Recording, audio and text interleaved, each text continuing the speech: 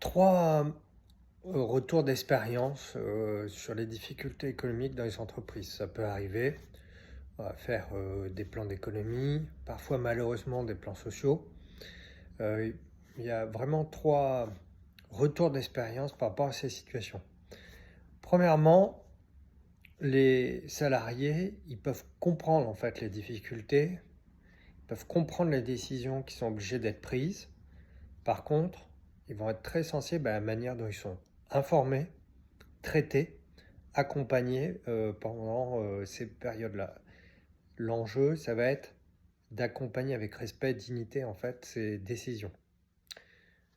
Deuxième point d'observation, qui est très important, c'est que les salariés sont très sensibles à ce moment-là à la présence relationnelle des managers. C'est-à-dire qu'avoir une vision du changement, surtout dans ces situations-là, technocratiques, un peu par le haut, sans tentative d'être au contact en fait, de manière authentique avec les salariés, ça pose des difficultés. On a besoin d'une présence, d'une contenance relationnelle de la part de l'encadrement, y compris les managers de proximité par rapport à la direction.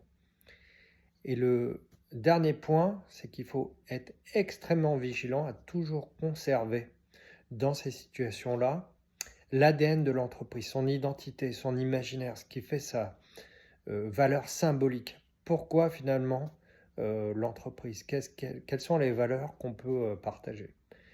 J'ai rencontré des entreprises qui sont devenues des entreprises fantômes après ce type de situation. Et donc, elles n'avaient plus d'identité propre. Et on voit qu'elles, dans le temps, elles se délitent. Il n'y a plus vraiment de collectif dans ces organisations. Et on a souvent une crise de l'engagement. Voilà quelques petits retours par rapport à ces situations qui malheureusement peuvent arriver dans les turbulences économiques actuelles.